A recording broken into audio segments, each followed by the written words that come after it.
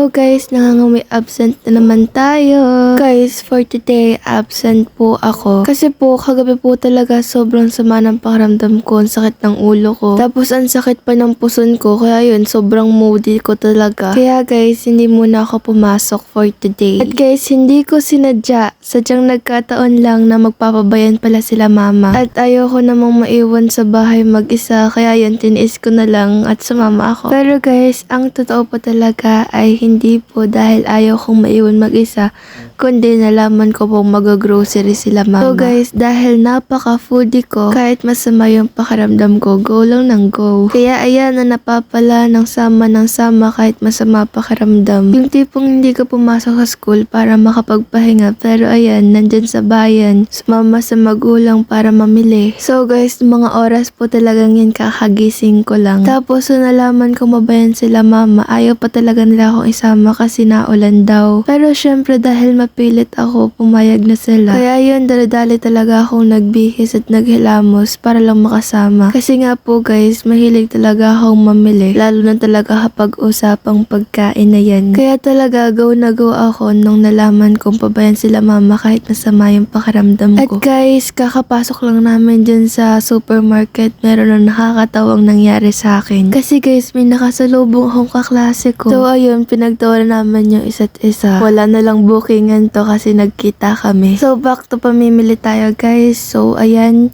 yan pa rin yung mga binibili ko talaga lagi. And guys, number one reason din po ng pagpapabaya namin is birthday ni Papa bukas. It's my father's birthday guys. At syempre guys, dahil nga magpa-birthday si Papa bukas, ay bumili din kami ng mga panghanda niya. Alam niyo ba guys, na yung ibang panghanda dyan, ay pinilit ko lang talaga, diba napakapala desisyon. Akala naman siya yung my birthday. And guys, sariling kuha talaga ako ng gusto ko. At sariling abot na lang din talaga. Medyo nalungkot pa nga ako kasi hindi ko talaga maabot yung nasa tuktok na yun. Kaya hindi ko siya nakuha. Tapos naghanap na lang ako ng iba pa. At maya lang din nga pala guys ay nagbabayad na din kami sa counter. Well, sila mama lang pala kasi wala naman akong ambag doon. Tamang kuha-kuha lang ng pagkain, tamang upo-upo, tamang tingin-tingin. O diba, napakalaki talaga na ambag ko. So guys, habang nagbabayad nga po pala sila mama sa counter, ay nandun lang ako sa Santa Be at naghihintay. At maya lang din nga po pala guys, ay natapos na din pala sila papang magbayad. Kaya pumunta na din po pala kami sa aming sasakyan. Guys, pagkatapos nga po pala namin mag-grocery, ay aalis pa si papa kasi pupunta pa siyang palengke. At naiwan na lang nga po pala kami ni mama sa sakyan. Kasi po si mama po talaga ay kulang pa po sa tulog at ako po'y masama natin ang pakiramdam. Kaya po si mama po ay dun muna daw siya sa likod para siya makatulog at ako naman dun sa una. Pagkadating nga po pala ni papa ay umalis din nga po pala kami. At guys, nagugutom na ako tapos nasa harapan ko pa si Jollibee. Pero syempre guys, dahil unhealthy yan,